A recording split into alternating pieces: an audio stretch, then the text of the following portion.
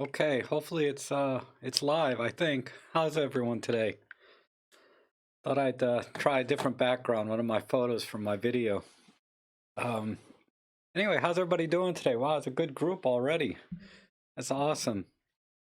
Um Leon, how are you? Sephirin, Rick. Oh, Bailey Boy, cool. That's a new name.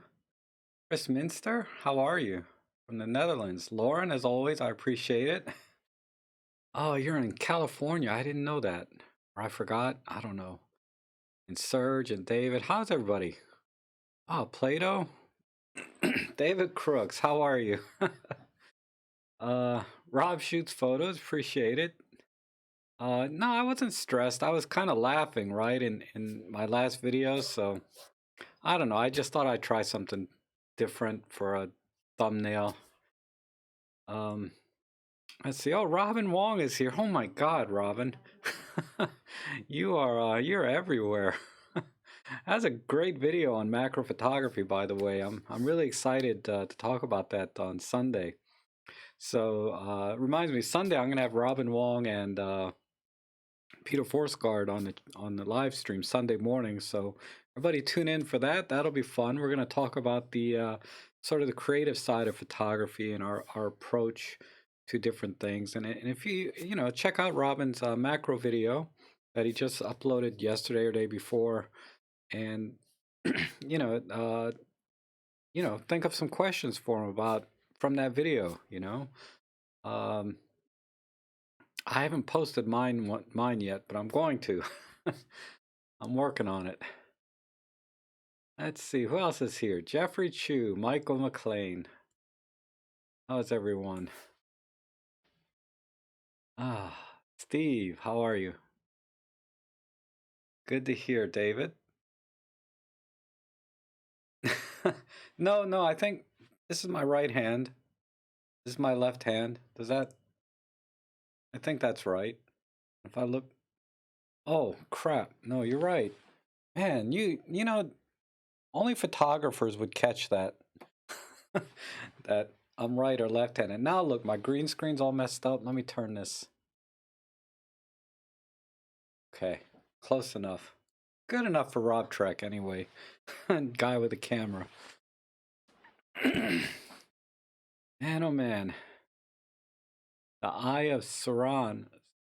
Sauron. I have no idea who that is, Robin.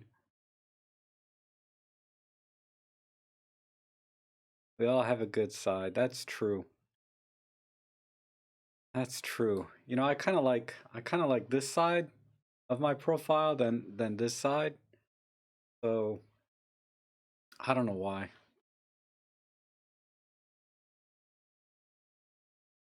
Even when I'm left, I'm right. You guys are funny. And I had a really good time yesterday on Peter's live stream. A lot of you guys were there, so I appreciate the support for Peter and myself over there. Um, my Robin saying my pizza box video was genius. I don't know. I was trying to, I watched a few videos on doing DIY light boxes, and it's like they all kind of required you to go out and buy things unless you're already kind of a crafty person, right? You would have maybe foam boards with you, or maybe you already bought a light box, and you wouldn't be watching my video anyway if you're good at product photography. But I wanted to make something that I just could find laying around my house and put together quickly, and then use a basic camera with kit lens, right? And the only thing that's a little bit eccentric is the off-camera flash triggering, because I know a lot of beginners, they still kind of are intimidated by using flash. So I'm going to try and make a lot more flash videos and using off-camera flash, because that's really, before you buy a lens, I would say buy a flash, because that'll really improve your photography and bring a lot of the colors and sharpness and clarity and everything back into your image. Um, but yeah, that was the only thing. If you didn't have it already, you might have struggled, following along that video. Uh, I was going to show a way to do it with just using the little pop-up flash that they give you, and then a separate flash that has a good optical trigger in it. But a lot of flashes, unless you buy a high-end flash, the optical trigger in them are not very good, and it's not reliable. Uh, and then the other problem with doing it that way is every time you want to adjust the flash power, you have to take it out of the box and adjust it, put it back in.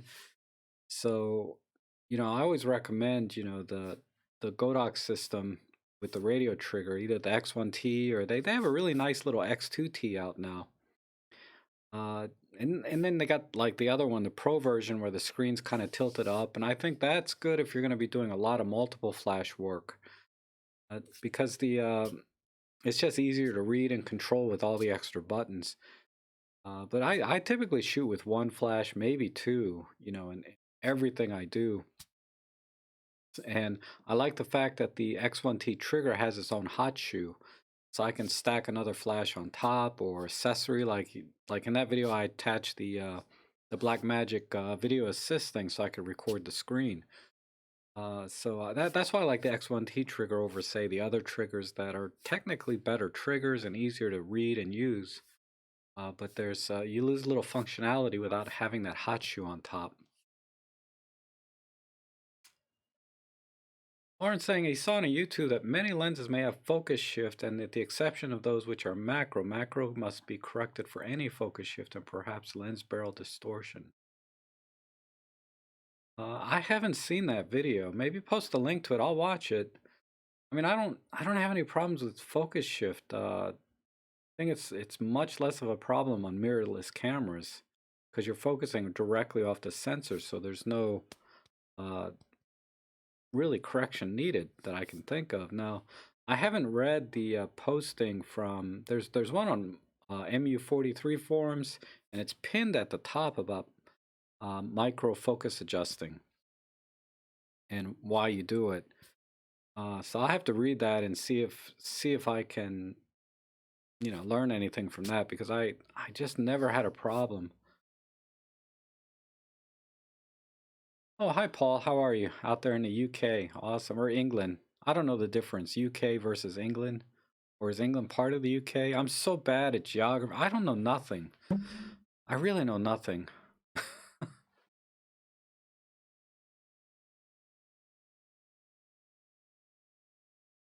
But I noticed, Robin, in your macro video, it looks like you were using a optical triggered flash because you had the little pop-up flash on top instead of a radio trigger.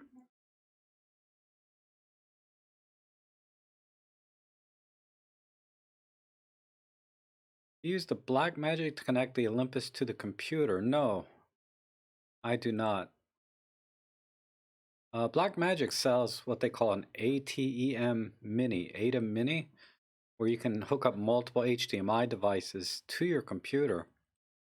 And it's something that if you ever watch Peter Gregg's videos or live streams, that's what he does. He sets up like 3 cameras and hooks them into this little mini device, and then he can sort of switch cameras on the fly. And that's pretty cool setup. It's so complicated though, because once you start running cables into there, and then all the cameras have to be able to be on. He's got additional power supplies or separate power supplies going to all the cameras, and then he has to pick an audio source from one of the cameras, which and then sometimes he takes phone calls in, which I thought about doing, taking phone calls in during the live streams. I don't know, would anybody be interested in that? Like I could set it up. You could call in like on Skype, just audio only, video if you want, but audio only if you want. And we can just talk directly, right? And answer questions. Because sometimes that's a lot easier to ask your question rather than typing it in the text, right? Because you're limited to what, 200 characters or something, and sometimes you have to break it up, and then sometimes uh, I misunderstand the question. Like yesterday in the live stream, and then also on one of my videos, people were asking about the custom settings C1, C2, C3, C4 on like the EM1 Mark II and the Mark III.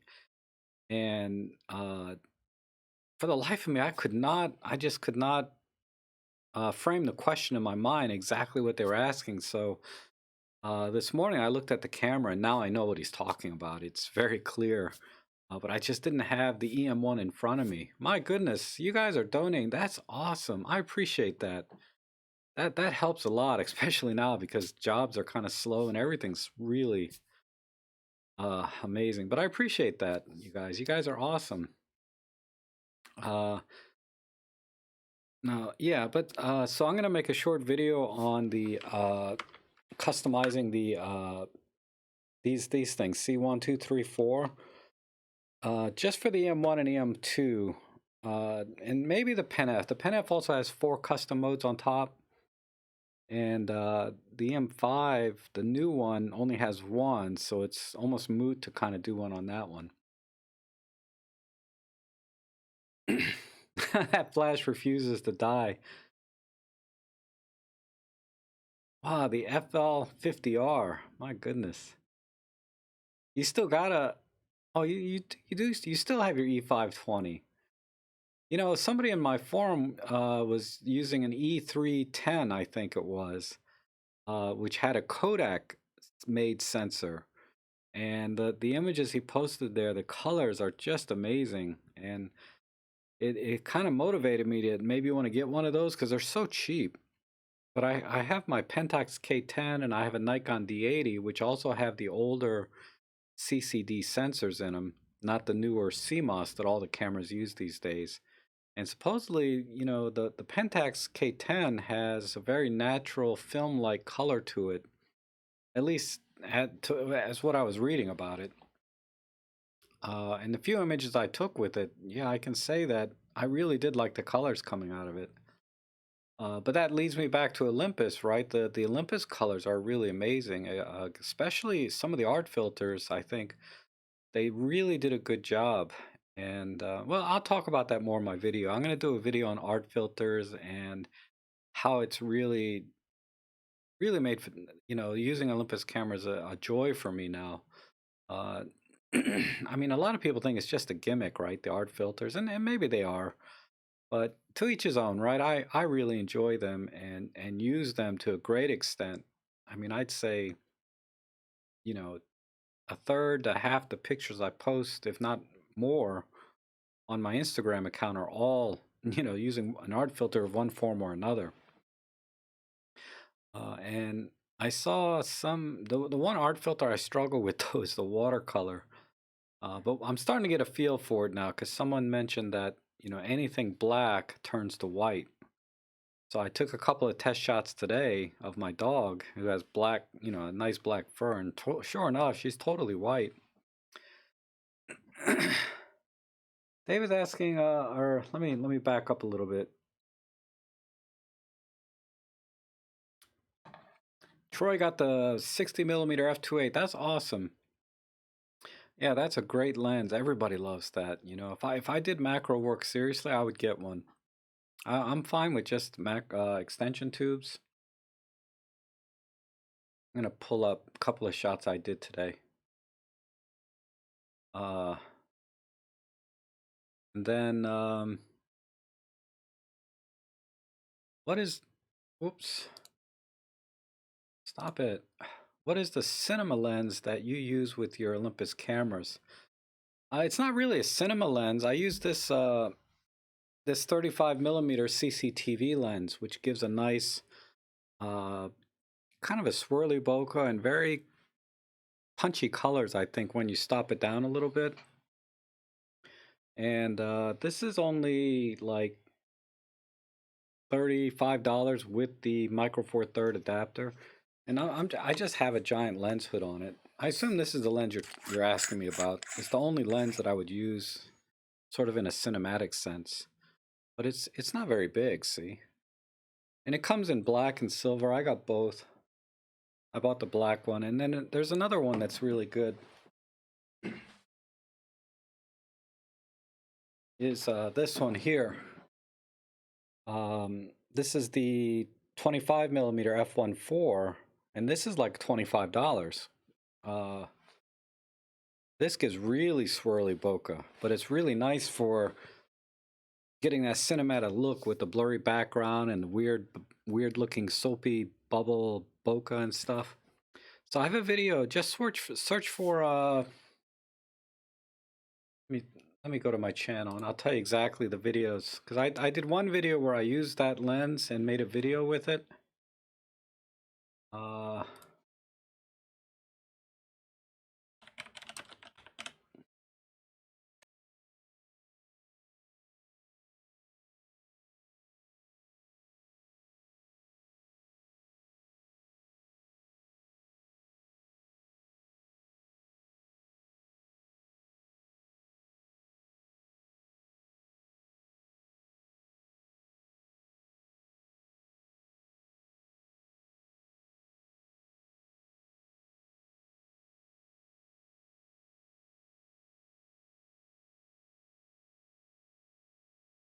Using or showing you actually photos instead of doing video.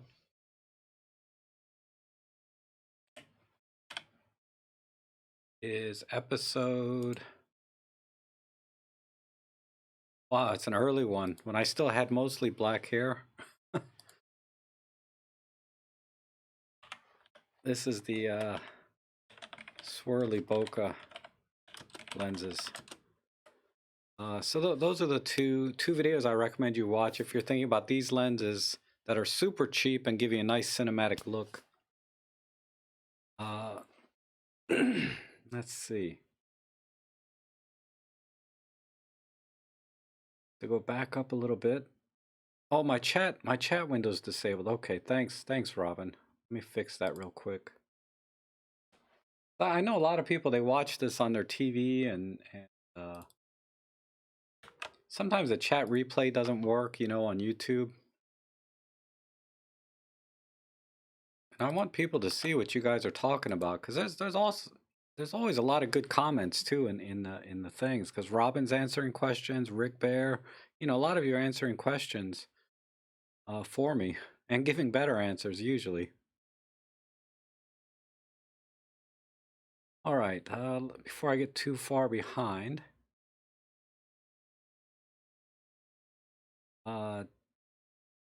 David, okay, David's asking, did I figure out how to use the M1 Mark III to use power supply outlet? Yeah. Yeah, the Mark III, no problem. I mean, you know, because that, if you saw that external power video that I did, the USB AC outlet adapter that came with that power bank does power the camera no problem from an AC outlet. My problem with the M1 Mark III and using an external power supply was that it disabled the HDMI output whenever I powered the camera through the USB-C port. So the problem that causes is, for example, this live stream, I have to rely on battery power, because if I plug in the external power supply to run, say, a 24-hour live stream, it's not going to have the HDMI port that goes out that lets me plug it into the computer. So that was the challenge I was having. I haven't figured that out yet, in other words. Robin likes dramatic tone, grainy film, vintage, partial color, cross. Yeah, I like all of those. And Data says, no one talks about they view pictures on. People spend time editing on the screen. What's to see you are seeing it correctly, or do any of you take into account the average Joe uses?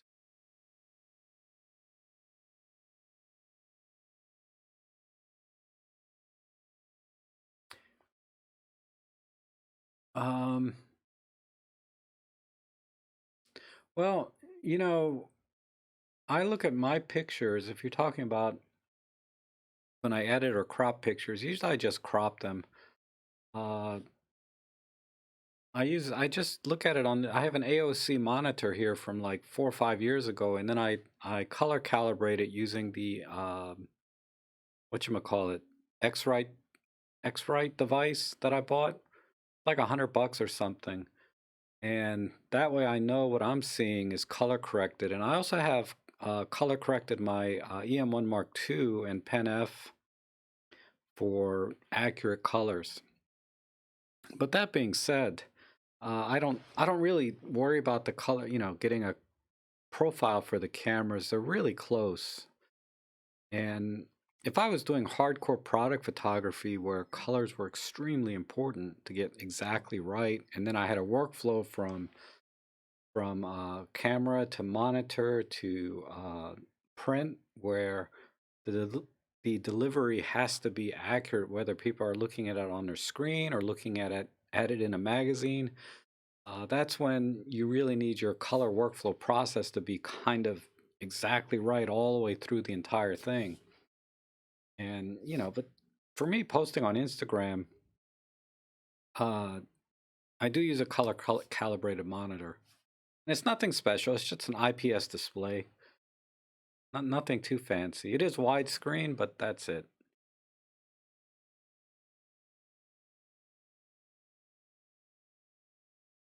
Um,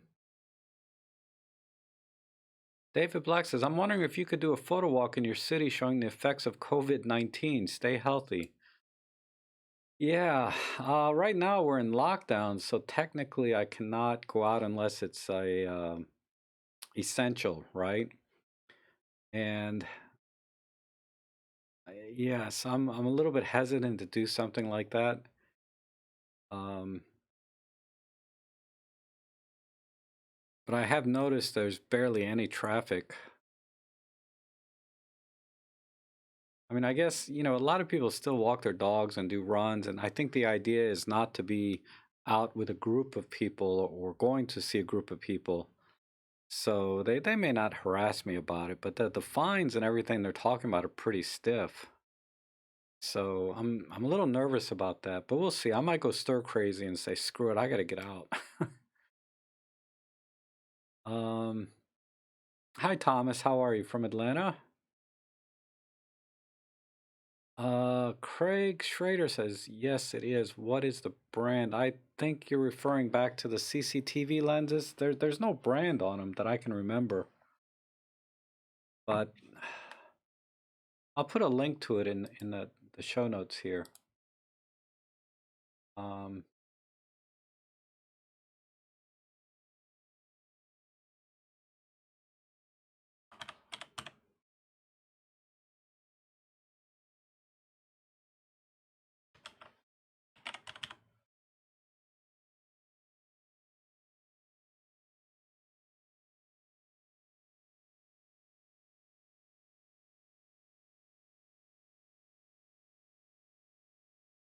and I'll put a link to the lens hood as well. And this is for the 35 millimeter lens. And that's the one I recommend you get over the two, between the 25 and 30. But they're so cheap, just get both. Let's see.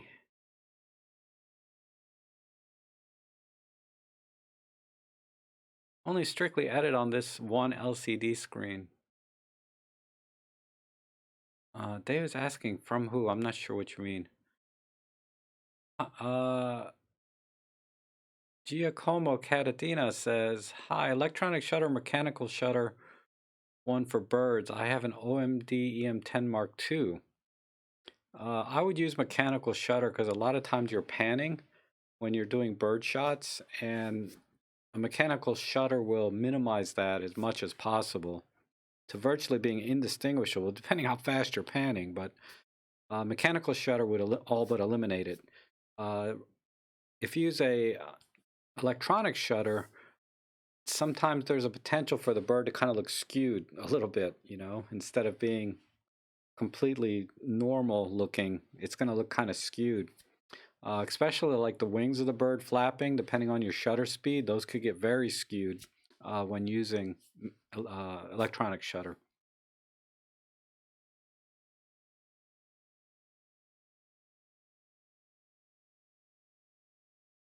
Okay, audio's gone.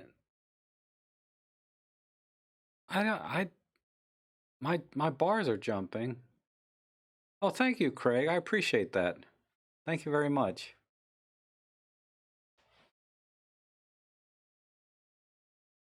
Oh, we can go for fresh air. Is that right? David lives in Virginia nearby me, so And I saw your email for the, I guess you're going to do some kind of conferencing photo walk or virtual meeting. I might join that when that comes up, unless I missed it already.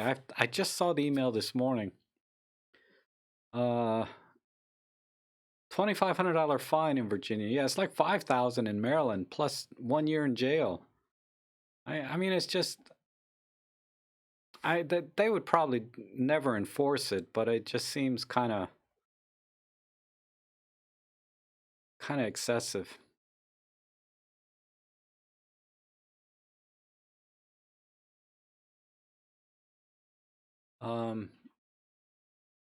Lauren says the city being vacant is depressing. Yeah.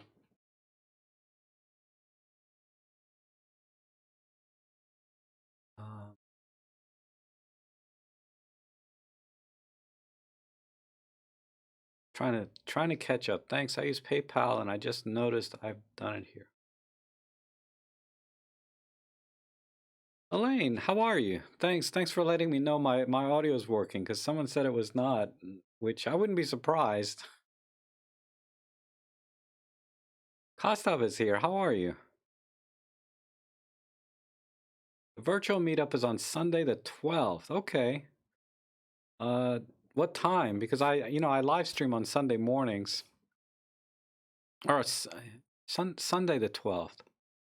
I thought Sunday was not the 12th. Let me look. It is the 12th.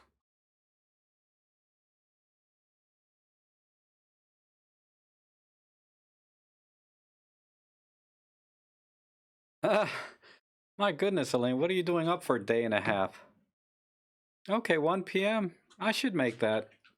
I should be able to make that. I'll try. Sometimes after a live stream, I take a nap. Like yesterday after I was on with Peter's live stream, I took a nap and didn't wake up till like 10 o'clock at night. Totally messed up my sleep schedule. Because then I was up till like almost 2 in the morning. And I was going to watch Peter Gregg or chime in on Peter Gregg's live stream, because he does those 2 a.m. live streams. I don't know how he does it. What is it? Ellie? Oh, Ellie is here. She found the bug. Let me show you guys. See? Is that a bug? Hey, say hi to everybody. Look at me. Anyhow, I was like, what is all this pitter patter going on near me? Get this bug out of here. Go eat it or something. It's still moving. Get it.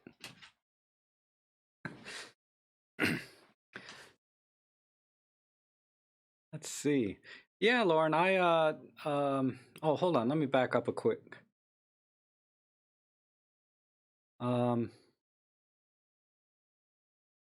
Rob, you mentioned a free software. Yes, Photoscape X. So let me get the link for you. I mean, it Googles very easily, but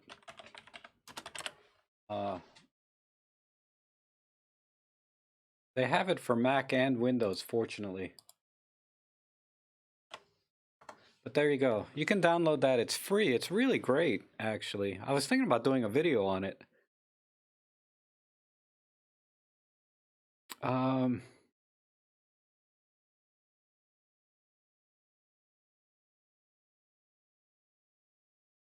Polarize is asking if I recommend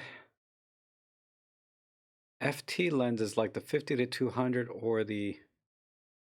I cannot recommend any 4/3 lenses. I just don't use any. Maybe Robin can. I think he uses those. I mean, people say some of those are excellent, but I have no idea. Bob Finley says, what settings you have to make in camera with those manual lenses? Really, the only thing you have to do is set the whatchamacallit, the image stabilization, if you're going to use image stabilization with primes. I wouldn't use image stabilization with the zooms, because the zooms are constantly changing focal length. But depending on the camera, but all the Olympus cameras have this, is So you go down to, you go into the super control. It doesn't show it all with this camera. Let me try the other one.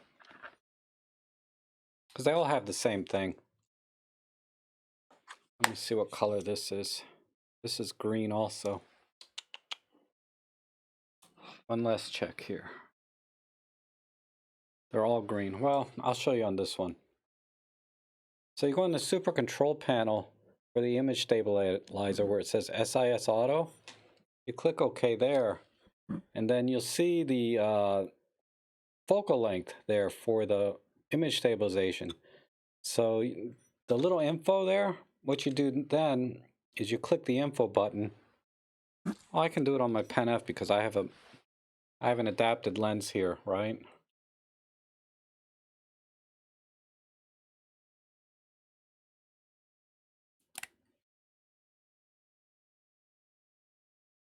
Come on.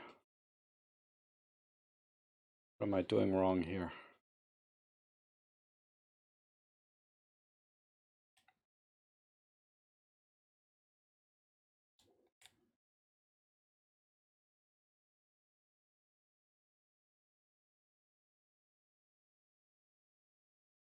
I'm having a brain fart. I can't get to the menu. Why? I don't know what I did on that camera to mess it up, but let me check.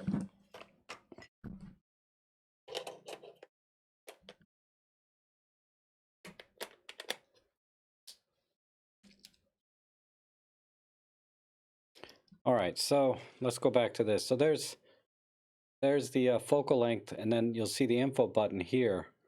So you click the info button on your camera,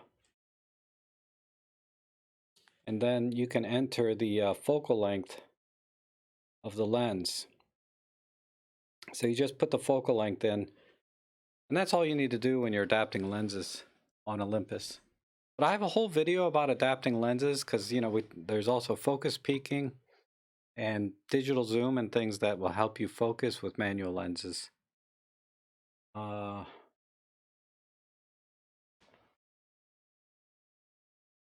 So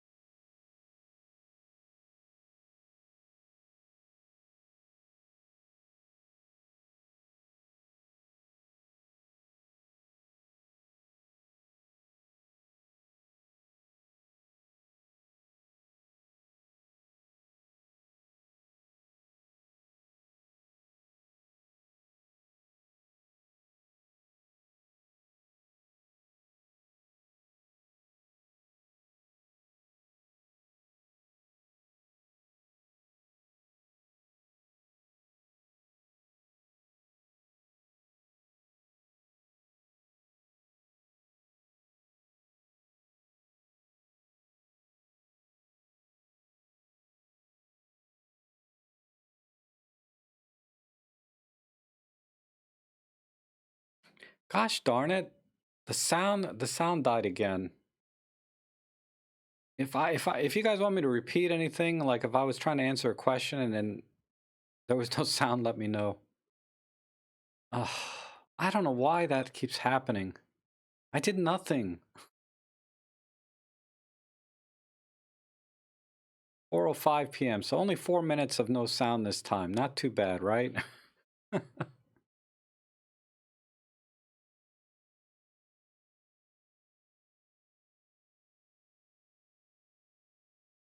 Okay. I'm going down here. There's about 20 messages of no sound. The problem is when I'm scrolling through looking for questions, it stops scrolling, so I don't see the no sound things until I scroll down again.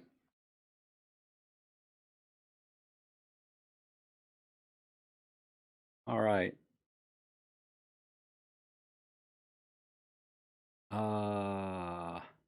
I think I was talking about I was talking about this, right? Someone was asking about how to activate the shooting menu or select the ones you don't want. So I'll show you. Seriously.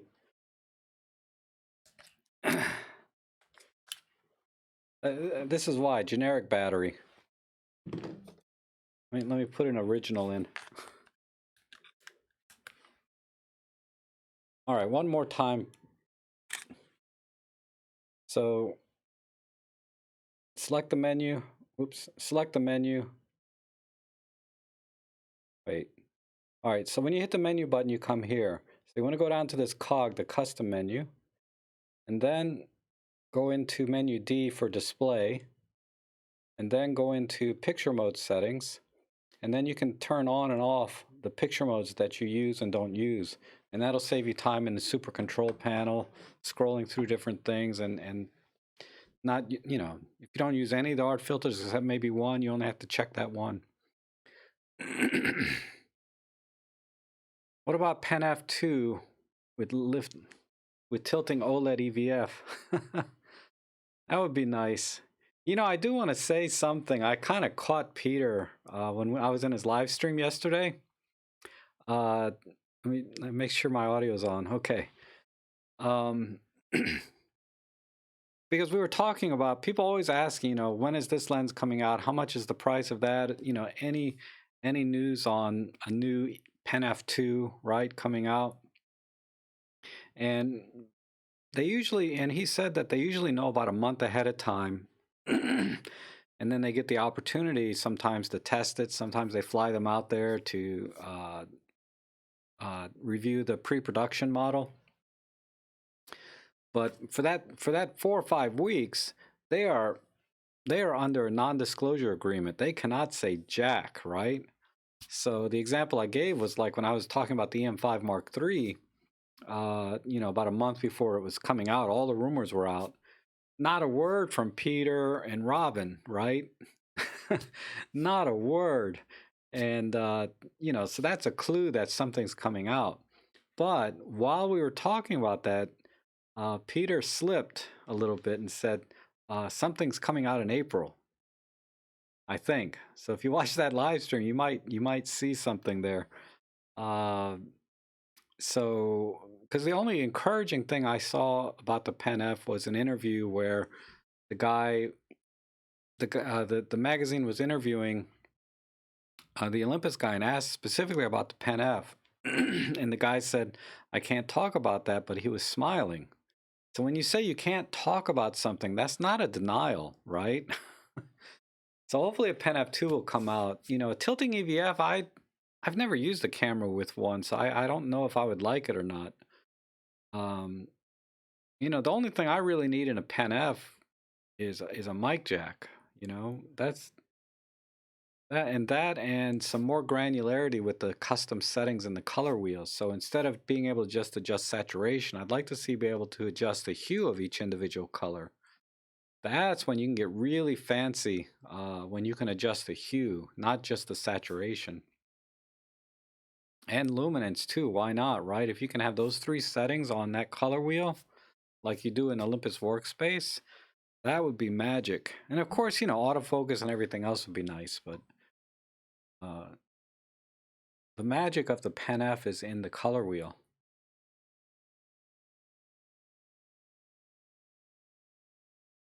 Let me say, don't touch those cheap batteries. Yeah, I know. You like the VF4. I've never used it. And they got rid of the little adapter port on the pens, didn't they? The EPL9 didn't have it, but the PL8 still does. And I'm referring to the, you know, the little port here that this was a great camera for me for a long time. The Pen PL8. Just saw an almost brand new Pen F with a 17 f1.8 for 915 pounds on eBay. Wow. So that's like, so if it's all used, it just depends how used it is. But that's a good deal because that's effectively getting the Pen F for about 700 pounds and then 200 and some pounds for the lens. That's pretty fair deal.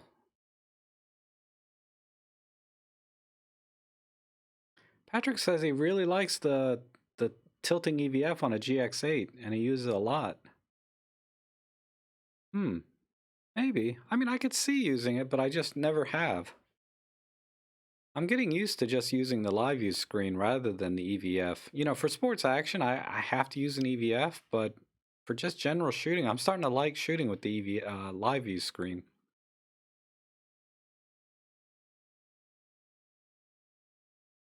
Yeah, I agree, Kostov. If it's closer to the M5 Mark II, that would be fine. But the Pen F, you know, they're definitely, if they do something, they're definitely going to put EM1 Mark II sensor and focusing. I don't know why they would put, you know, the EM5 Mark II sensor back in there.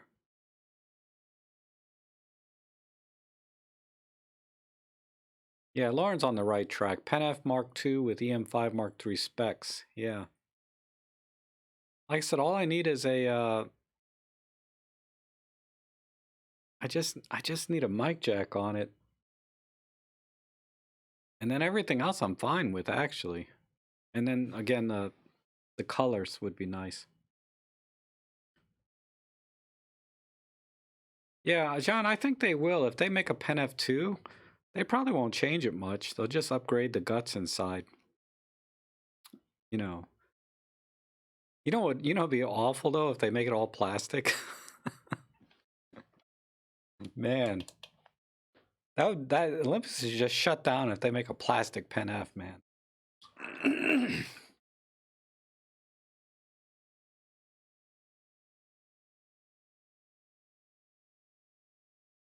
Hi, Barana. How are you?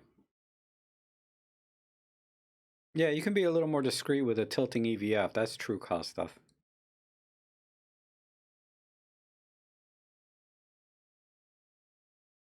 Hopefully they change the price to be less than the old model, because that was a huge complaint with the Pen F. Was the pricing, right? I mean, I paid full price for it, $11.99 with no lens when it came out. But it was worth every penny to me. If they keep the price the same, I'll be happy. If they raise it a little bit, they're gonna have a hard time selling that because on paper, the specs aren't particularly competitive, right? Well, they're competitive with all the cameras out there, but there's cameras with similar features and capability for less. You know, like the XT30, and I'm talking about just on paper. You know, checking boxes. Because the XT30 is a nice all metal build and you know fabulous little camera, and it sells with a kit lens for like $8.99 or something.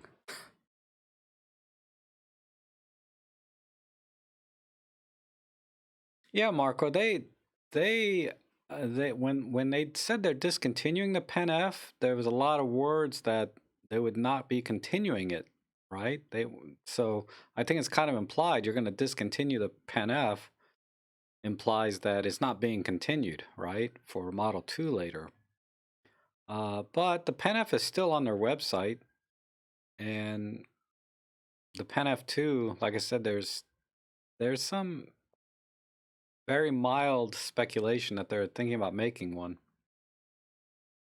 Hi, Jean-Marc. How are you? He's asking, I have the 12 to 40 Pro 2.8, and I'm considering buying now the Olympus 25 f1.8. Would it be clearly better than the 12 to 40 at the same distance? Not really. The 12 to 40 Pro is an excellent lens. If you're talking about in terms of bokeh, I did do a comparison between the 25 and the 12 to 40 Pro, where I compared the bokeh and things. So let me show you that video.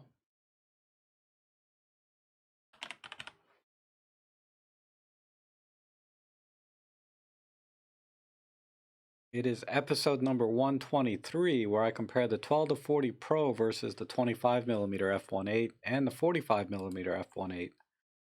So watch this video.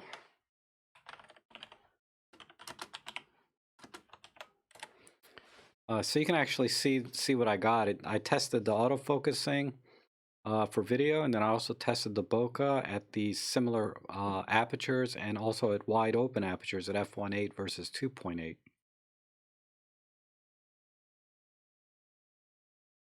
But there's not that much difference. Polarize says they will do a Pen F2 shortly, but I guess it would come at the end of the year. Pen F is still on stock and not discontinued. Even Olympus Japan stopped producing it.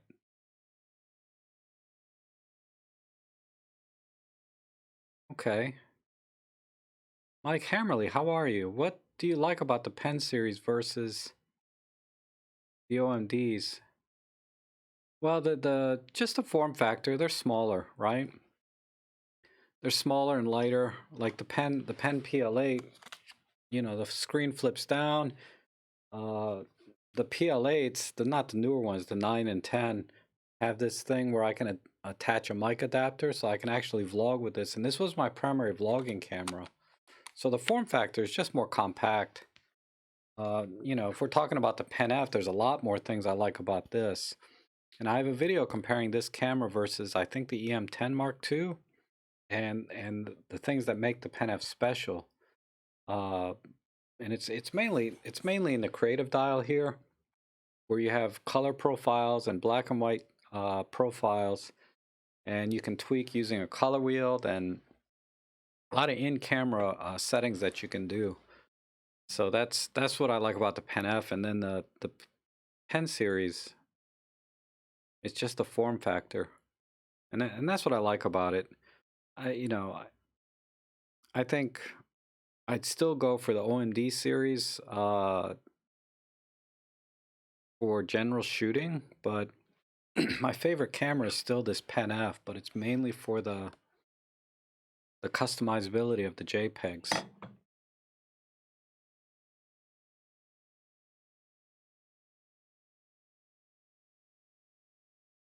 Lauren wants to know where the GX9 was assembled. I guess what country it was made in.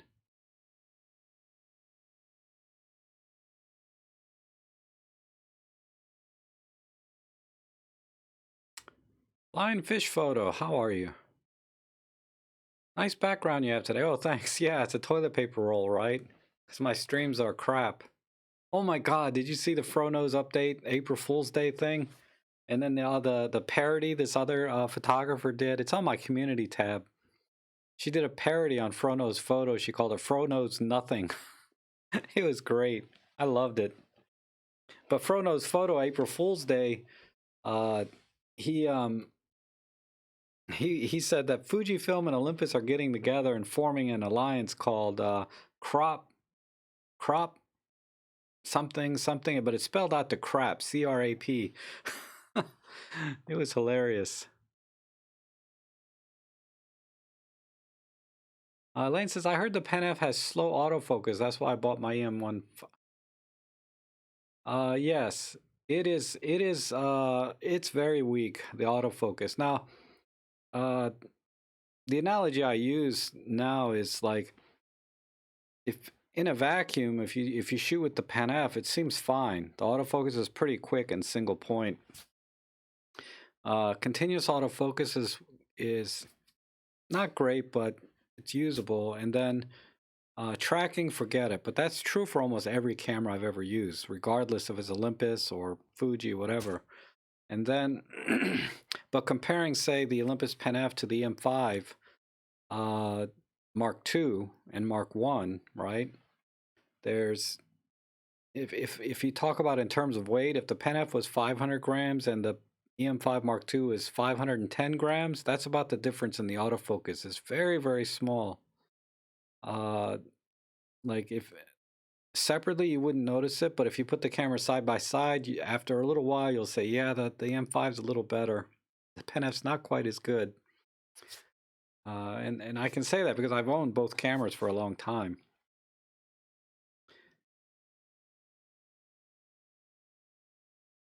The Pen F with hybrid viewfinder like the X Pro 2 and 3, and I won't hesitate. Really, Ultramuck? I didn't care for the hybrid viewfinder when I had the X100F. I think I had. I traded that thing in. Yeah, I didn't care for it actually. I ended up using the digital viewfinder anyway most of the time, and the optical viewfinder was just didn't add any value to me. But I get it, you know. I switched from an electronic viewfinder to an optical viewfinder when I went from Sony to Nikon, and I really enjoyed shooting with an optical viewfinder. But now I've been shooting with the EVF and live view so long, I don't know if I'd really enjoy going back to a regular viewfinder as much. Especially the little rangefinder thing where it's so small.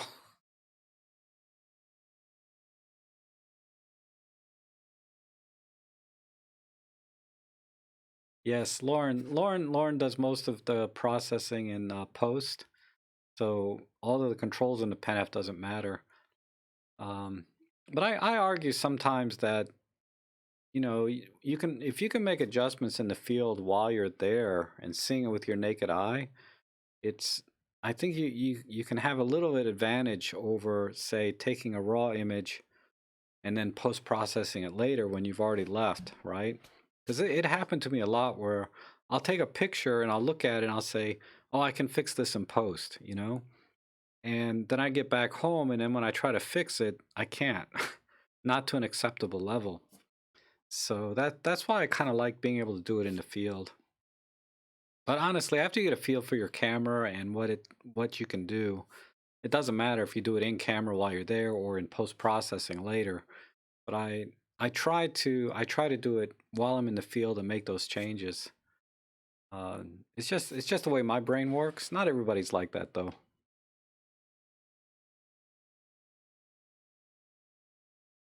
Um,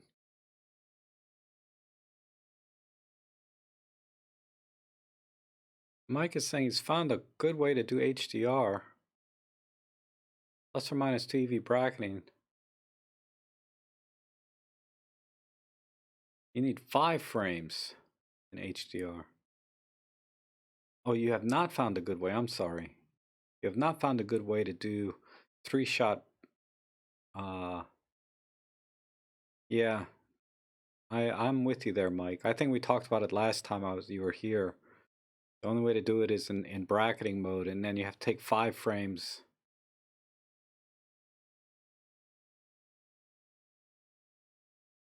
I mean, the other option is if you're on a tripod, just do it manually.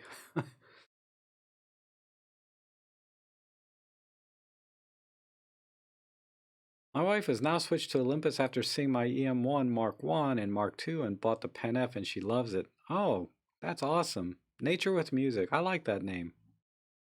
Um, yeah, it's my favorite camera.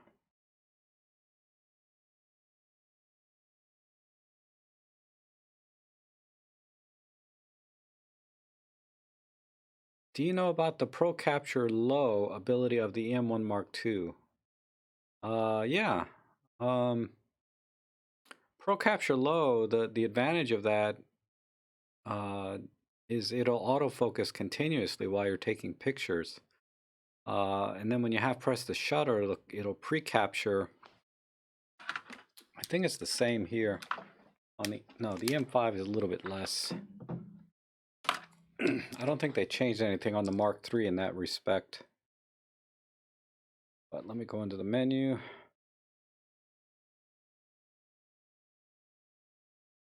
It's in the release menu.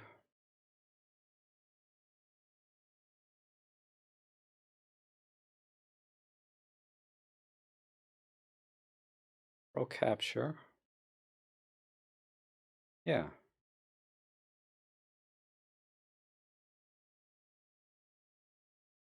Oh.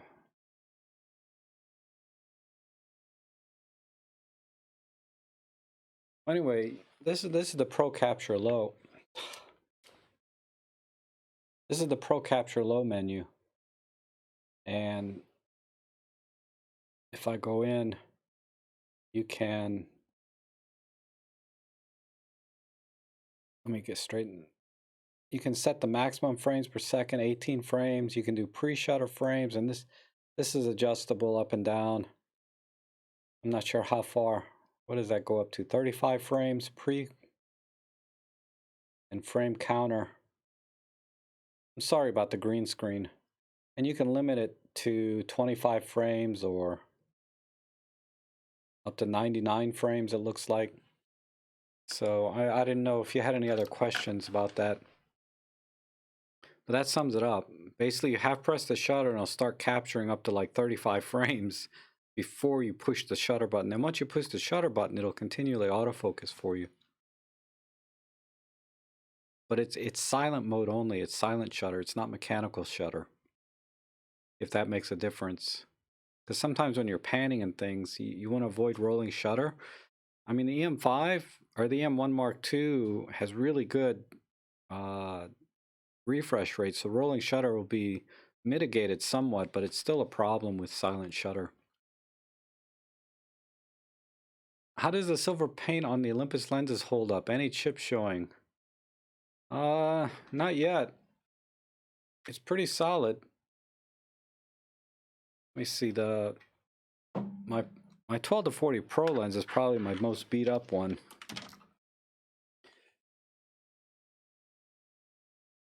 So, God, you know, without my glasses, the lens looks smooth as glass, but there's a few chips, but let me see if I can get this to focus, but it's mostly on the grip here.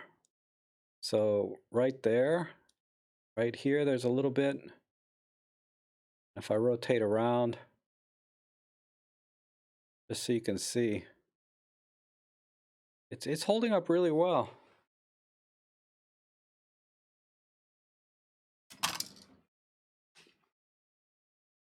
Magrat says, I'm not waving my hands enough. I'm a little tired because, like I said, I messed up my sleep schedule last night. I took a nap after the live stream with Peter for like 4 hours or something, or 5 hours. You know, after the live stream, I went and ate, and then I took a nap, and then I got up and was up for another 5 hours. I went back to sleep, but I didn't really sleep well after I went back to sleep.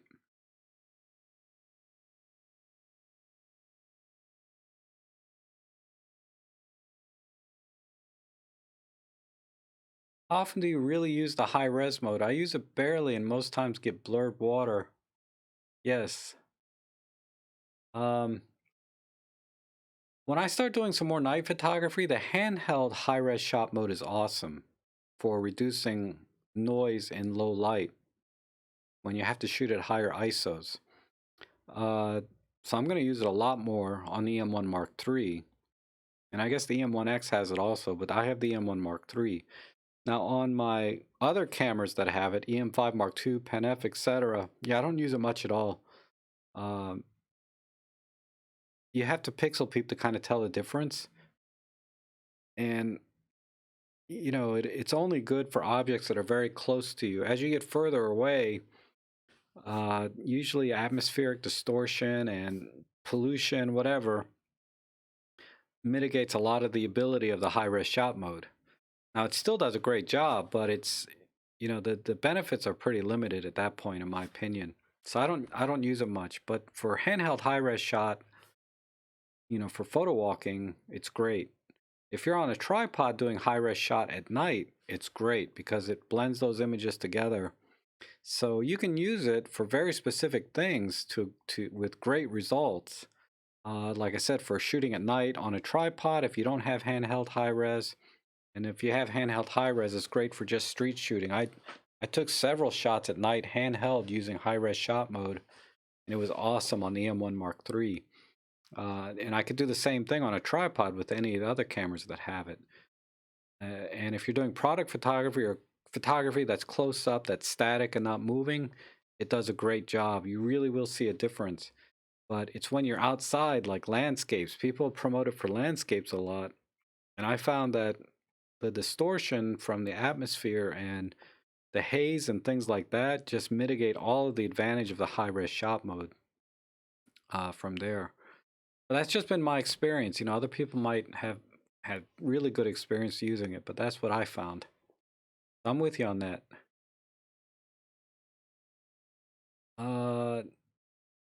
I'd love to be able to use the bracketing mode and program number of frames and EV size. Yeah, I get that. It'd be nice to customize that a little bit better, right? Just select the frames and the EV rather than having a drop-down list of all of those.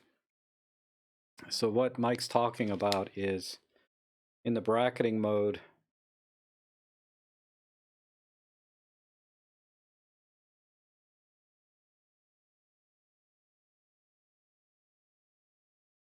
why is this?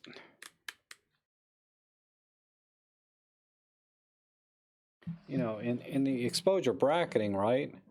You have this drop-down list of things you can choose. What would be better is if you could choose how many frames and what the steps that you want to do instead of them giving you a drop-down list. So that's a great idea. That'd be a nice firmware update, wouldn't it?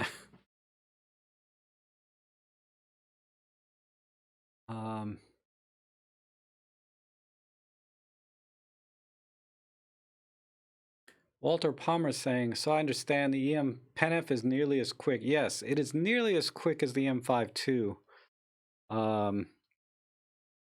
Where's my EM5 II at?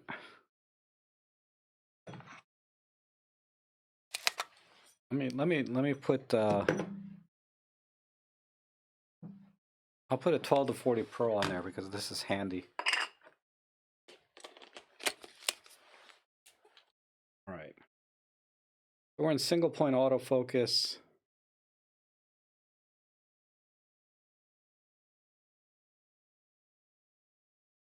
All right, so you can hear it, right? I mean, it's not having any problem focusing on what's in my room here.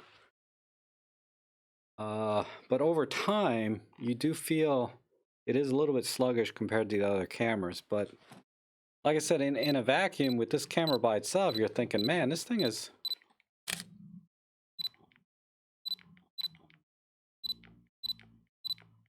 That's about as fast as I can focus on one point. Man, where's my M5 Mark II? I just had it here. I think it's on the... It's still on a tripod out here. Hold on.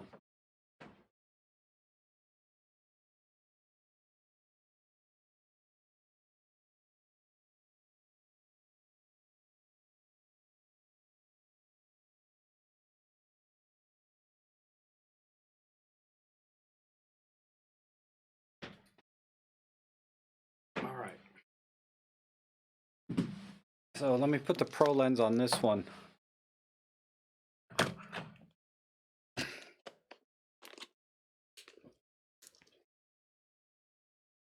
And aperture priority. Take it off f16. All right, ready? See, it's just a hair faster, right? So let me put this on. Just one more time. Oops.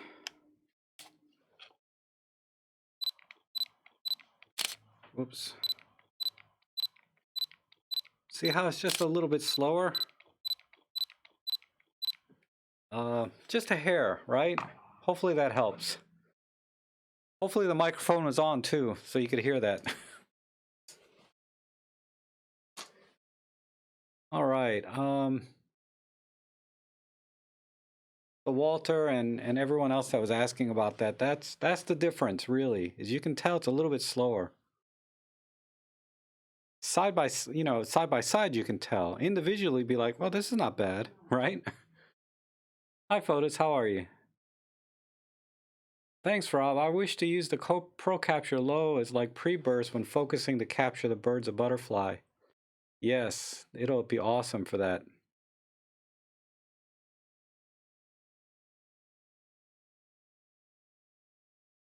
I agree, Plato. I like a little bit kind of battle damaged gear, right?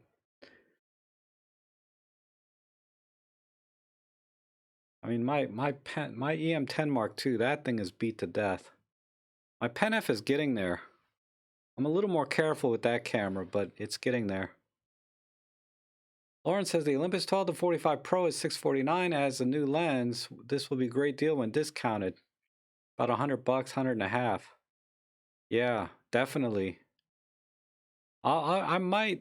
I don't know if I'll get that lens because I have a 12-40 Pro 2.8. But if it's selling for $500, maybe I'll. I don't know. Depends how bad my gas is at the time. Right now, my gas is pretty tempered because I'm just I'm broke. Being broke solves your gas problem. Let me tell you. I used the high res mode just a couple of hours ago for my product. Dang it! It jumped on me. Sorry, I lost what you were saying about the high res mode. Oh, here it is. Oh, so Corn is saying he used it for some product review shots and it works well. Good. Rick says, what is your upcoming video schedule? What can we look forward to? Well, I'm doing an art filter video, so you can ignore that one, right, Rick?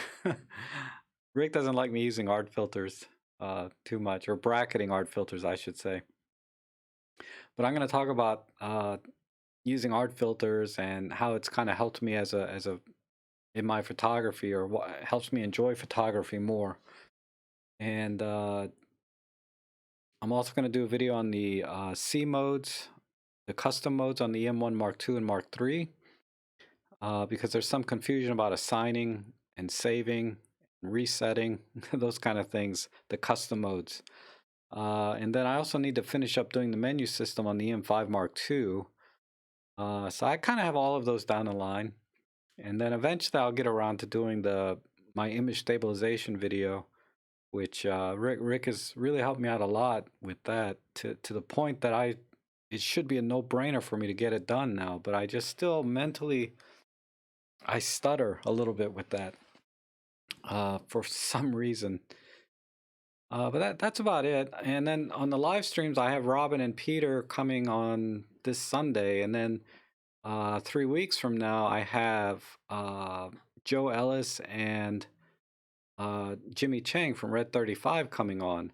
So that's going to be April 19th, I believe. And that's still on as far as I know. I have to check with them again because so much has happened in the short time. I checked with them last week and they were fine. Then I got it, but things change so quickly. Because if for whatever reason, if they lift this lockdown, both of them are going to be very busy doing jobs probably. But if we're still in lockdown, they probably will be fine.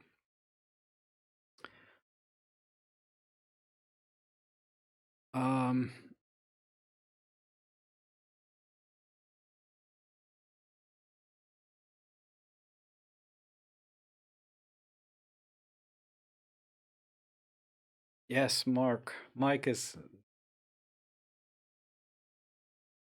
saying his Canon had programmable bracketing. Yeah, I think my Nikon did too, come to think of it.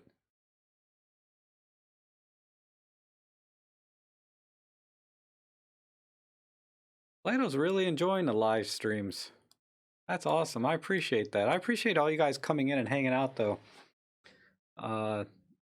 It helps me too, right? I learn a lot during the live streams.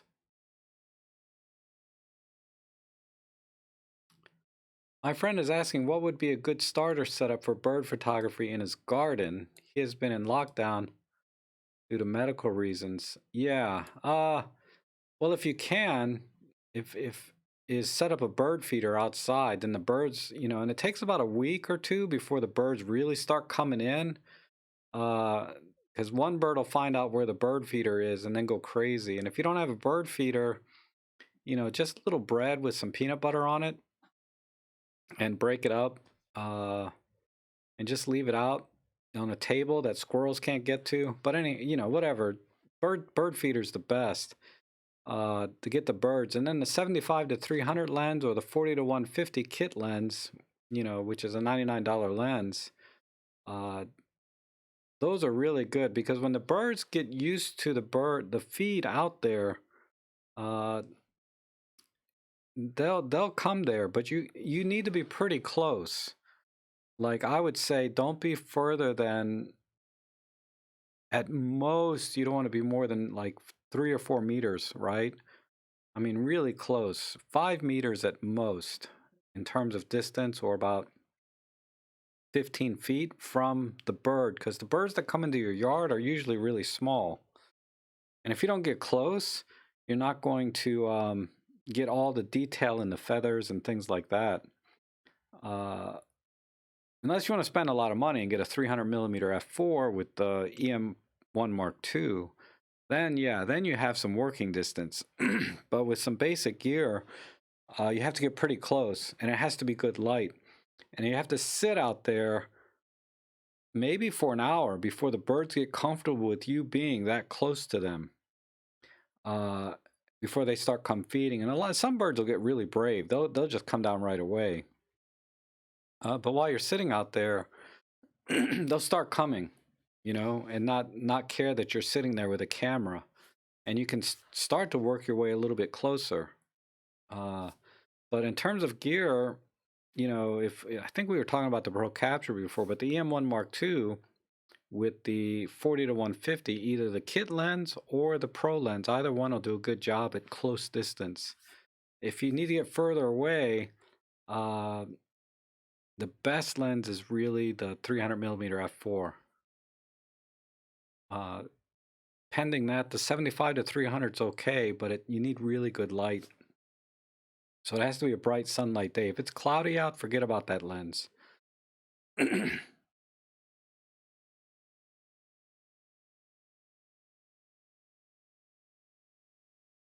And I have a birds in flight video that you can watch where I talk about settings, and they pretty much apply to all the Olympus cameras. But I need to do another one with some updated settings because the autofocus is a little better now, because I used the EM10 Mark II in that video, and the settings are a little bit more complex in the newer cameras now.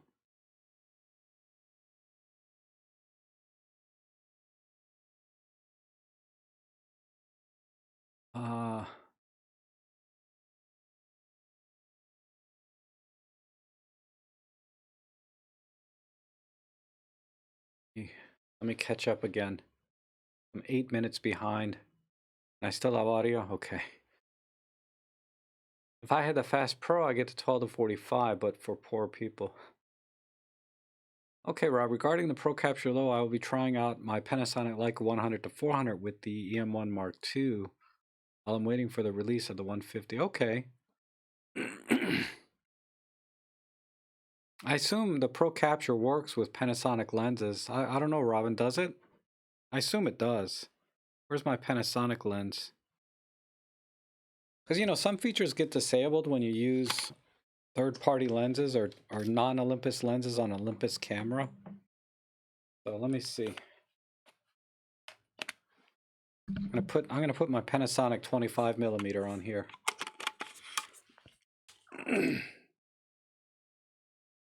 See if it'll let me go into Pro Capture. It's not. I have Pro Capture turned off.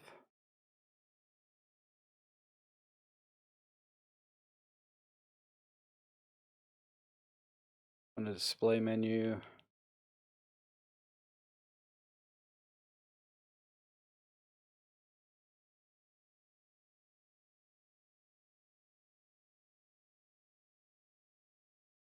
Yeah, I turn Pro Capture high is on. Where's Pro Capture low?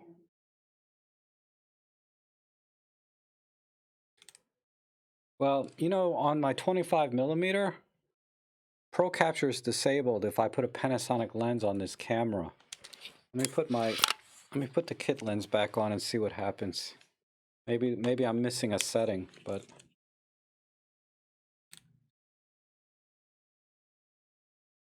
I'm missing something. Why isn't Pro Capture showing up? I turned it on.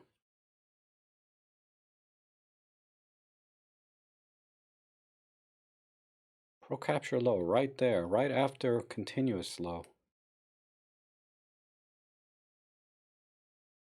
Let me turn off the teleconverter.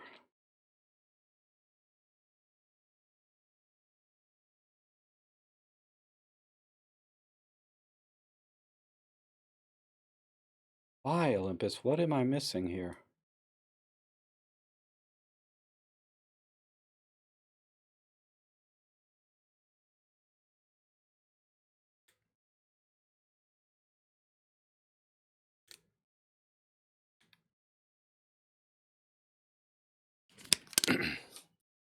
All right, maybe it wants a memory card.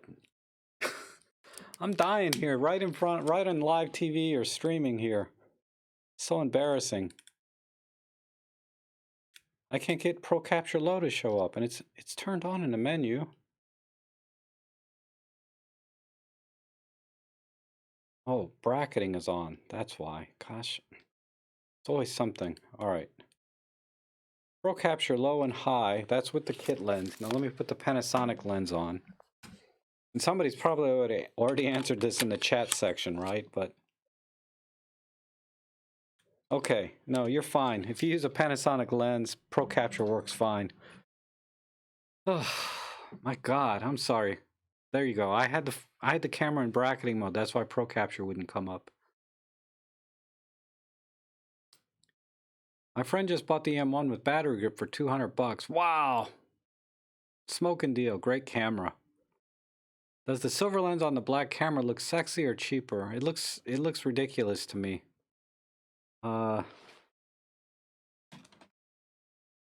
Like here's like a normal size silver lens. I don't like it.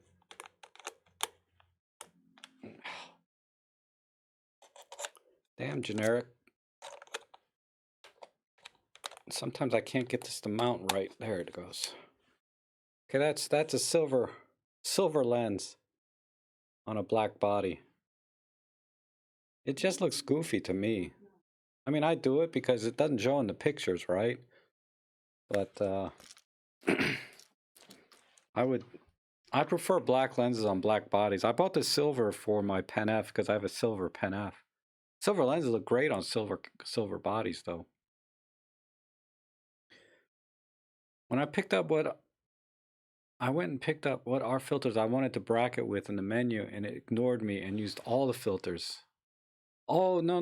When you pick the filters in menu D, that's different than picking the filters for bracketing. You have to do that separately.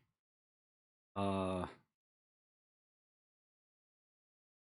Elaine, yeah, when you go into the bracketing menu and choose the art filters, you have to do that separately. So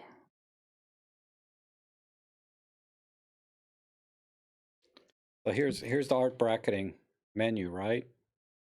So let me turn this on. And then when you go into the art bracketing menu, you check them on and off separately in this menu. So it has to say art bracketing at the top. That's all. Robin's looking forward to Joe Ellis. Yeah, me too. He doesn't get enough attention here on my channel or your channel or anyone really. I know Peter and Robin and Maddie, the three of us talk about each other all the time. And Jimmy, right? Jimmy needs a little more love too from us, I think.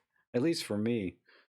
Because they're fabulous photographers and visionaries and professional experience way beyond mine. So I'm trying to correct that for 2020 so I can reach out to some other photographers other than our little group here that we've gotten pretty close, at least, you know, online.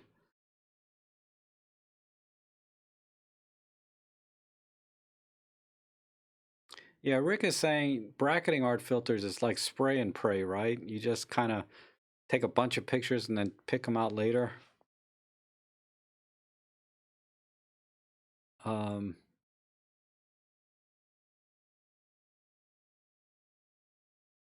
which you know, that's legitimate way to it's a valid point, I should say.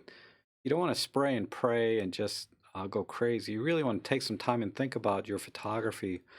Um, but I'll talk about that more in my video. But I'll definitely bring up that your point there, Rick, about uh, bracketing art filters. It shouldn't be like a crutch where you just take everything and then pick it out later. You should be using the art filters in a way that help you with your photography in a way. So I'll talk about that. Uh,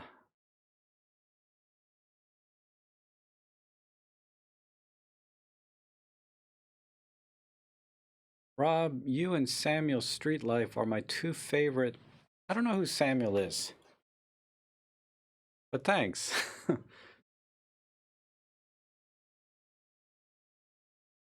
Love your live streams and Oasis and the Bandits, Badlands. Yeah, thanks, Elaine. I love doing them. Um, you're in the process. Excuse me. You're in the process of making a Super Fork selection bird feeder. Wow. Problem is, bird seed's expensive, right? So once the birds find out the problem, you know, what's really bad is when the crows find out where your bird feeder is. Then you got like 10,000 crows in your yard. Oh my God, you have no idea. I went into my backyard one day and there was about 10,000 crows there.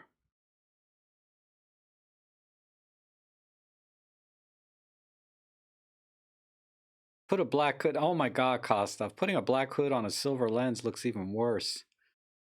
I mean, it's all personal taste, I guess. I don't know. I would never do that. Is Joe Ellis the Dallas guy? I don't know if he's in Dallas or not, to be honest.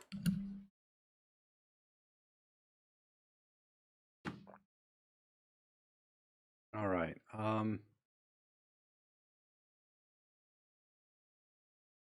Corna's going to bed. Okay, Corna. Good night.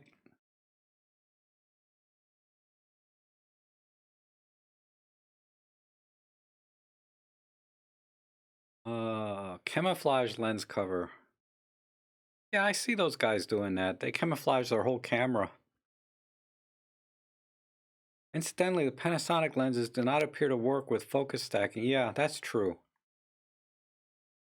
I mean, focus stacking doesn't work with a lot of Olympus lenses either, but uh, they don't work with any Panasonic lenses. That's for sure. Are you thinking of something like Weather Shield? Oh, okay. That's about the. Oh, John Mark knows. Joe Ellis is in Dallas. Oh, gosh darn it. Dropped something. Only the EM10 Mark II. This has been dropped like 100 times. I should just, if I just put everything on the floor, it's impossible to drop things, right? My God. I got so much crap on my desk. I better put this lens back on.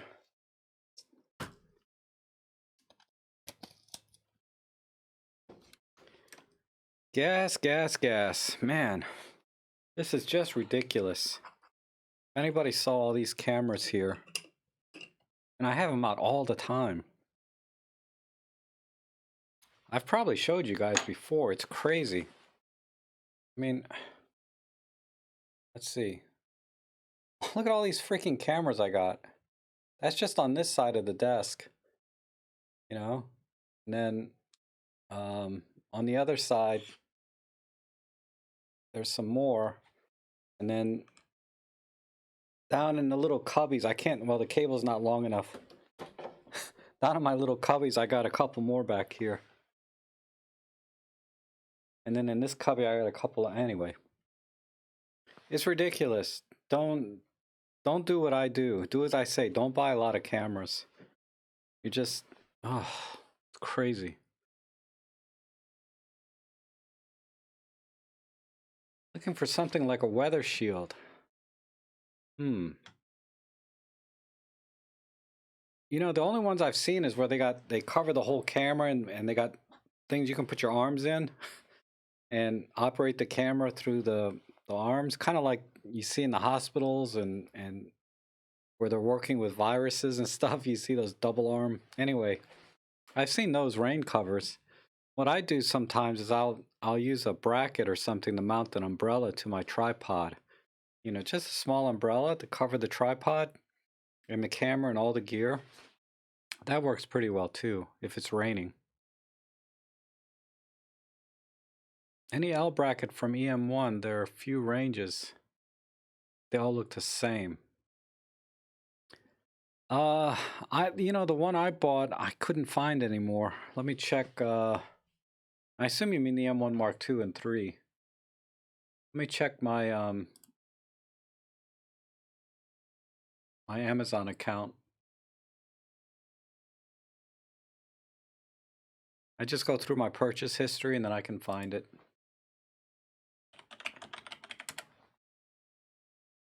Oh, come on.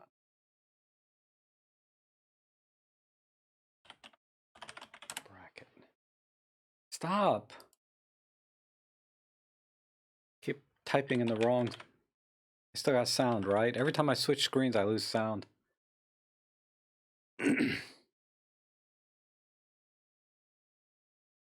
The one I bought is not for sale anymore.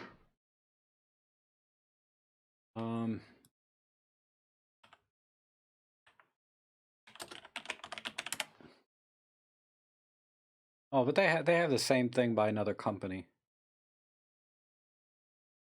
So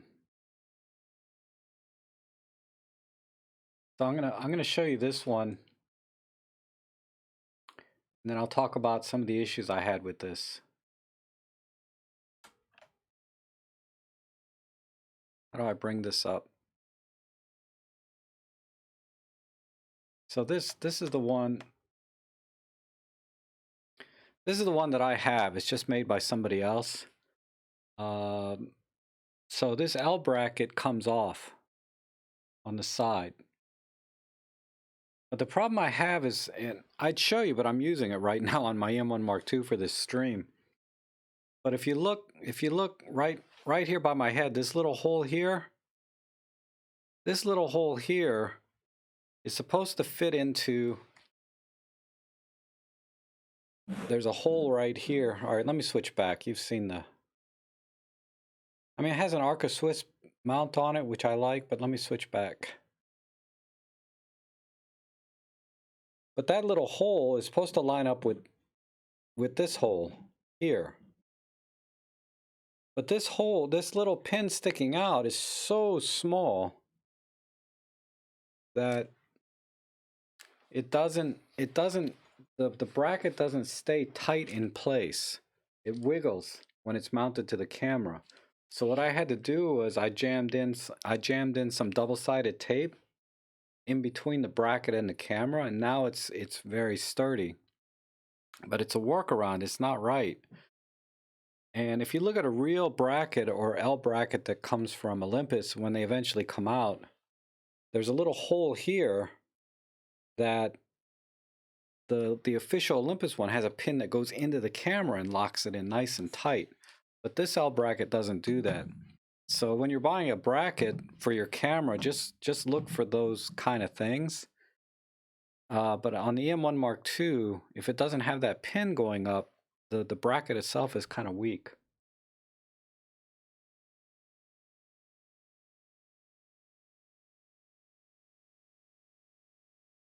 Um,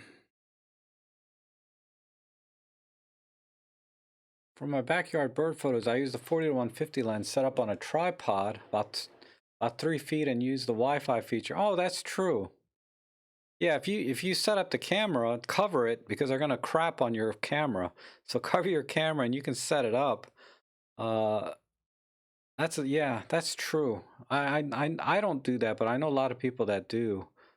Um, Set up their camera outside and then just wirelessly trigger it either through the Wi-Fi app or through a wireless trigger.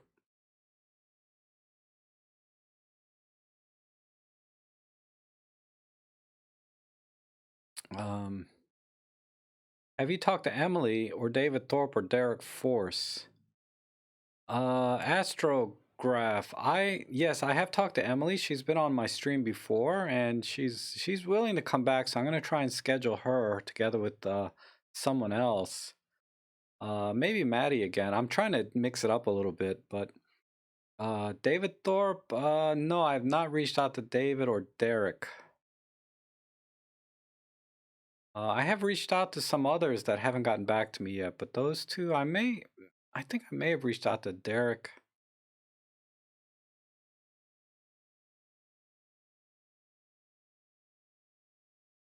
I thought Rob had a video on flash reflections. Not sure that I do. Dave's asking, do I have any plans to buy a drone? I do have a drone. I just can't fly it anywhere, Dave. um, Within 50 miles of my house is total no-fly zone because there's 3 major airports and an Air Force base and a couple military bases. And yeah, so I have to drive a couple hours away to a place that will allow drones. And every national park and local state parks don't allow drones to fly. So I have to find a place that uh, is not a park, is not near an airport, and allows drones, right? It's that's a hard thing to do. And then it has to fit my schedule. Uh, so drones are, like my sister's house. I can do it on her property. She has about 7 or 8 acres. But after you look at a few trees and streams, how interesting is a drone going to be at that point? um, I don't know where these people go to fly drones and get all this dramatic footage. Like I see cityscapes and mountains and lots of places, and they can't be here in the U.S. But maybe I don't know. I'd have to look around. Um, if I do a video search on YouTube for drone footage in the United States, I bet there won't be too many.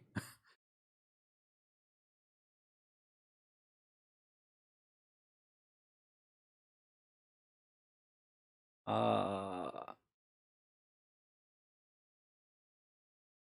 the Micro Four Thirds YouTube Alliance. That's right. It's supposed to be secret, Robin. When shooting people wearing glasses with flash, I get reflections of flash even though I'm bouncing off the camera wall. Yes. I mean, a lot of times people buy the frames without the things that when they go in for portrait shoots. But yeah, there's not much you can do about it other than trying to find that angle where it doesn't reflect.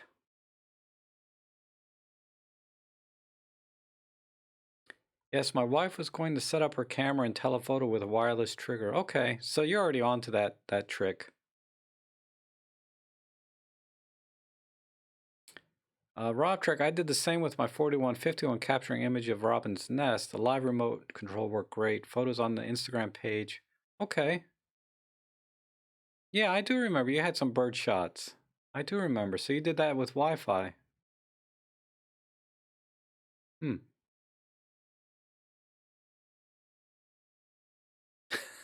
Don't touch my nest. I bet drones are tangent target practice in Montana. Yeah. Oh, that's a good idea, Rick. You know, a polarizing filter might reduce the glare that you get off glasses. That's true. That's true. Yeah, tilt the frame down towards a little bit. I mean, like I said, I'm not a portrait guy, so I don't have a lot of experience with people with glasses on. Uh, but a polarizer makes a lot of sense. Hi Rob, I found the 12 to 32 Panasonic for 145 on eBay for my EM10. Can I focus manually? No, you cannot focus manually with that lens. At least I haven't found a way because there's no focus ring on it. Where is that lens?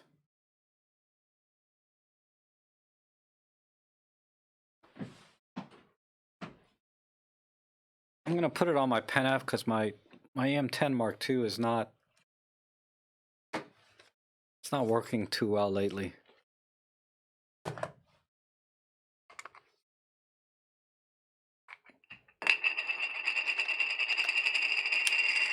All right.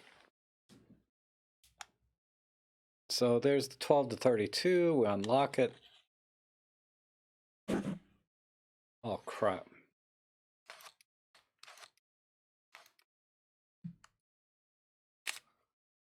I think my 12 to 32, I dropped it, so I haven't been using it. Now the zoom ring is tight. But there's no focus ring and there's no way to focus it. Definitely not. Not manually anyway. Dang it. I love this lens, but now the focus ring is really stiff. Why?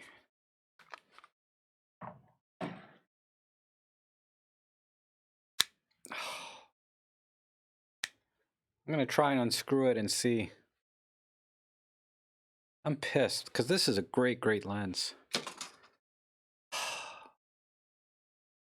mean, I didn't drop it that hard. Oh, I'm sorry. I'm distracting you guys, but it's why is this so stiff? It shouldn't be.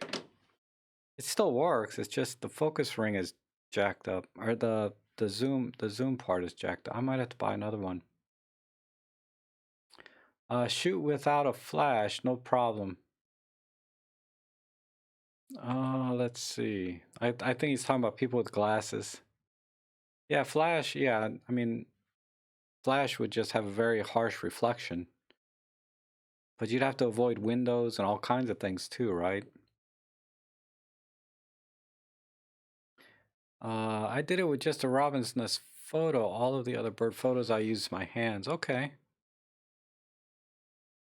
Doing a good job on that. Please tell Crowd Olympus pens are great for astrophotography because of their super lightweight. They're awesome cameras. I haven't done a lot of astrophotography with it, so I don't want to lie, but I will say they're awesome lightweight cameras. And I've the few astrophotography things I've done, like only half a dozen pictures or so, were fine. But once I get a little better feel for it, because I've seen amazing images with the Olympus cameras in astrophotography, and I want to be able to try to duplicate that to some extent.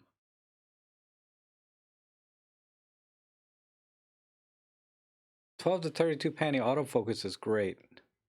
No manual focus ring. Rob, use a wrist strap as not to drop. I I use a regular strap, but my problem is I don't drop them when I'm in the field. I drop them in my house all the time. In the field, I'm usually fine. I've rarely dropped it when I'm out doing photo walks and things. It's just here at home when I'm trying stuff. Like I've dropped two things in this live stream already. Just in the live stream. Never mind, the rest of the 24 hours I'm home, 7 days a week. The only camera I've dropped in the field consistently is this Pen PL8. This one I have dropped many times. But my OMDs and stuff, well, my EM10 I've dropped a lot too. But my other cameras, I swear, most of the time it's because it's been in the house here. And I got wood floors. So, yeah.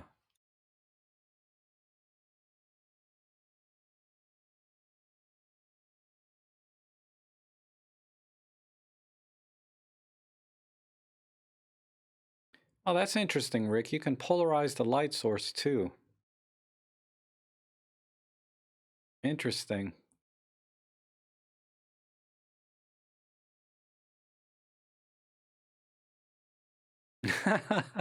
Dave says I need rare earth magnets. Wow. Rob, can you get a GX85 in both lenses for $500? Sometimes $450. Yes. That's what I did. I bought my GX85 with that 12 to 32. I paid $230. I mean, it was used, but it was killer deal. $230 for my GX85 and my 12 to 32. I might have to buy another one. I'm so pissed this focus ring is, or not, the zoom ring is jacked up.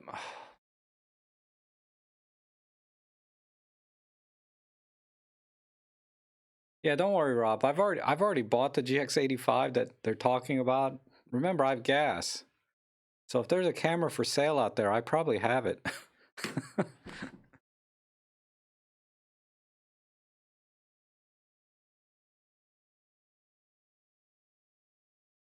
I dropped them for the sake of science. Well, all I can say is the Olympus cameras are amazingly durable. I don't know any other camera that would survive as much abuse and drops that I've done to my cameras. My EM1 Mark II, I've only dropped twice, and it was on the ground like dirt, and it was soft grass, so it was fine. I've never dropped the EM1 III or the EM5 II or the EM5 III. I have dropped that. I dropped it right on the corner and busted the the top button. And this is, it still works fine, but this dropped on the concrete. My very first or second photo walk with this.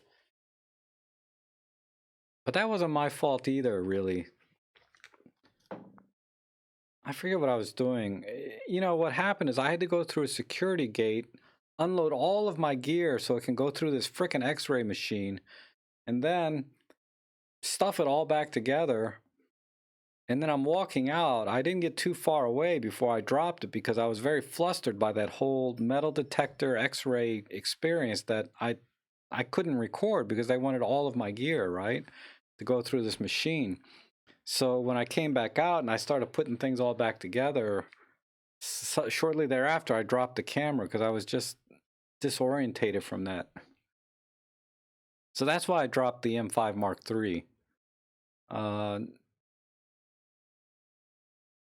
The M10 Mark II, I've dropped that mostly here at the house, a couple of times in the field. But when I broke the battery door, I did that in the house, actually. It dropped on the floor and the battery busted out.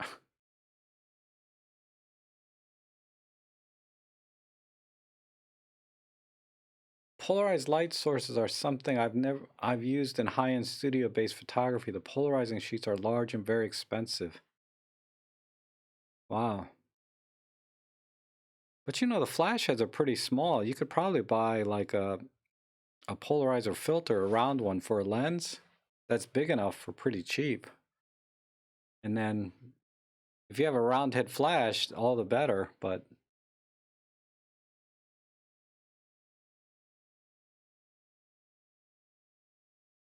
Olympus warranty now excludes Rob from the fine print. 64 watchers and 19 likes. Yeah. 64. Wow. That's pretty good. 64 people just hanging out. We're not breaking any rules, right? For the thing. You know, when I was on Peter's stream, man, he had well over 100 people on that thing the whole time. So it's always better to have two. So I need to get them back in, right? Robin and Peter and Emily and Joe and Jimmy. Then my head count goes up a little bit. Mike says, I have the 12 to 40 Pro lens. Would you ever get the 12 to 32? Even if... Would you ever get that 12 to 32 you have? Yeah, the reason I use this little lens because it's so lightweight. It's like 70 grams. It weighs nothing, and it's so compact. So this is my vlogging lens on my EM5. So I put this on my EM5 Mark III,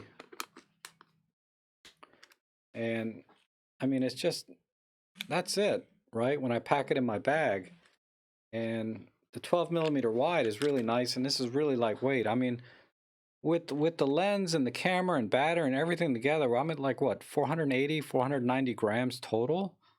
And then I throw on my little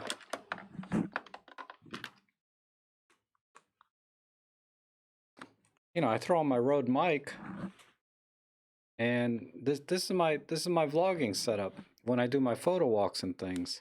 This is really super lightweight.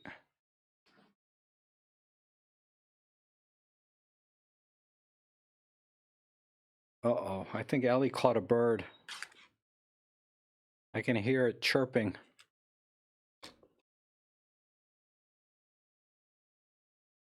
Ugh, poor bird. She catches them sometimes. The little birds. So I rarely... Well, anyway, she's something. Oh man, the likes just jumped up to 28. Oh, thanks guys. I mean, just your presence is enough to say that you like the live stream. You know, just by the head count. Hitting the like button, you know, is kind of redundant, really. If you guys are here, then I know you're enjoying the stream. Otherwise, you can, you know, there's a lot of streams these days, right, that you can go to and watch, other than mine. But I appreciate it. You're gonna buy the 12 to 32 and get a commission. Yeah, I should get a commission, right? Well, I give Panasonic all the money, or Amazon, or whoever. Who is taking Supermoon Challenge? Oh, you know, anytime there's a supermoon, it's always cloudy around me. I should do a video on, yeah, that's right. I was going to do a video on my stream equipment. It's very simple. It's just an EM1 Mark II and this microphone, right? I mean, yeah, I can really go into detail about it, but, and a little HDMI adapter. That's it. It's very simple. Where's my mirror?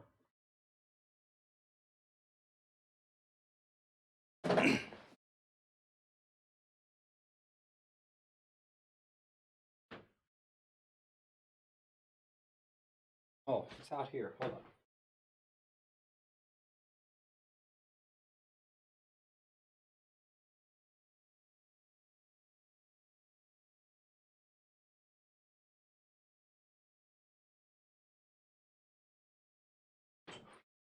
Okay. See? So there's your comments and chat comments on my computer, right? And then there's the EM1 Mark II with a 12 millimeter f2. And that plugs in. You see the HDMI port coming out? That cable goes into a little adapter, J5 HDMI to USB adapter. And then I got this microphone. And then for software, I just use OBS. And that about sums it up. But I want to do a video where I go in a little bit more detail and then use different cameras. Like, because a lot of people just have the EM10 Mark II. And the settings are a little bit different than using, say, the EM1 Mark II. And also the phase detect focus and things like that. I want people to see what the EM10 Mark II with a kit lens streaming is like. Because maybe they need to stream and webcams are gone.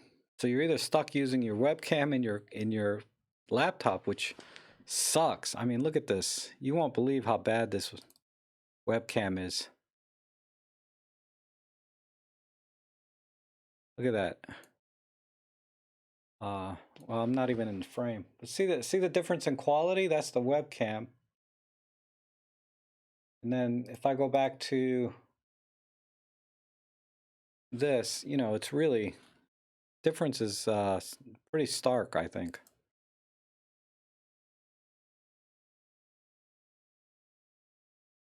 I've recently bought the TG6 and underwater case. The photos and video my wife gets underwater with her TG5. Yeah, TG5 is amazing. Rob, have you never seen clouds until you go? We don't have sunny days. That's true. I mean, I don't know if that's true, but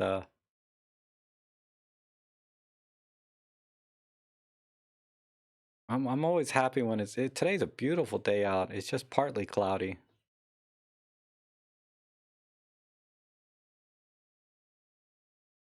Can't see myself. Must be a vampire. That's a good one, Tony. uh, yes, the HDMI adapters can get expensive. I paid like $89 for mine. It's a J5 something.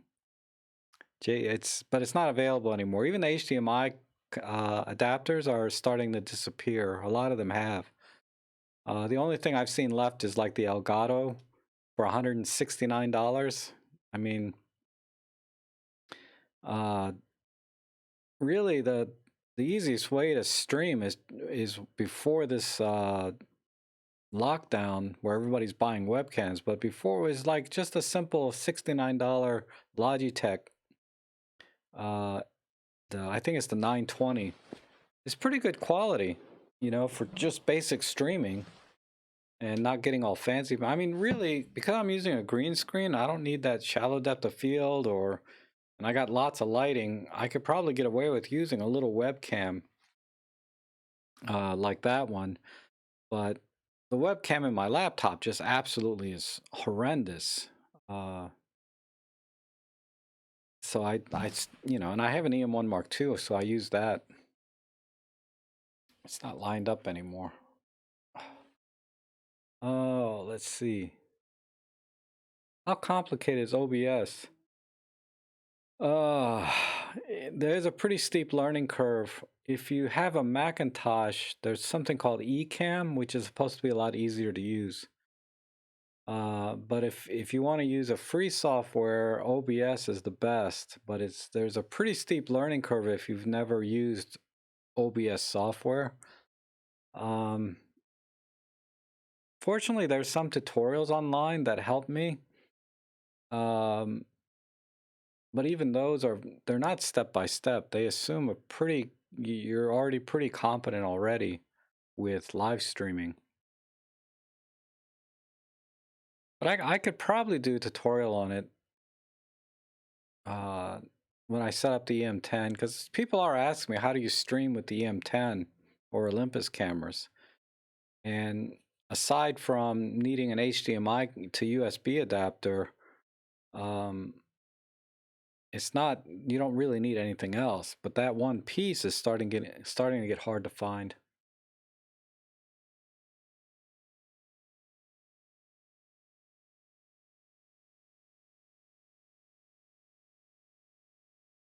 Yeah, Robin uses a Logitech C, and it's decent. I mean, for just basic streaming.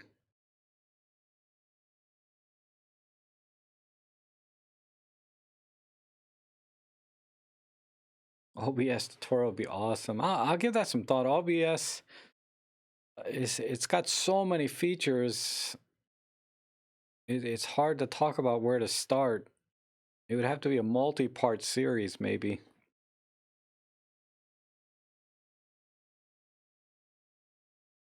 Yeah, I could just post it in the forum. That's true. Let's do this.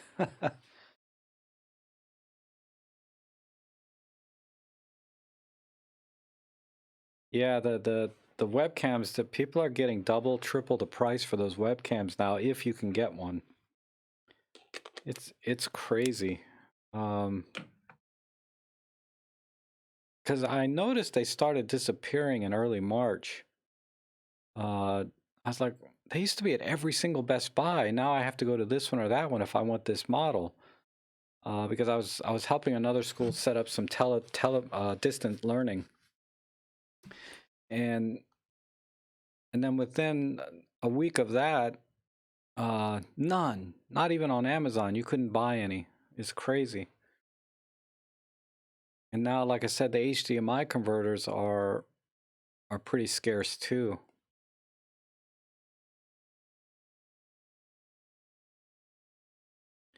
But okay, guys, I think I'll call it. It's been a couple hours. It was fun chatting with everyone, and I'll be back on Sunday with Peter and Robin. And we're going to be talking mainly about photography and the creative process, what we've learned, and just share our experience or journey in the creative process of photography, I think. Hopefully we'll see. Usually I just wing it, but but that's what I have in mind. And so that'll be a lot of fun. So please join us for that, and we'll see you guys again soon. Okay, Dave, I see you. OBS, I get it. All right, bye, Patrick. Craig's asking my favorite street lens. Robin is the 45 millimeter f1.8. I like the 17 f1.8 for street. Man, all the questions come in when I say I'm leaving. All right, guys, you have a good evening.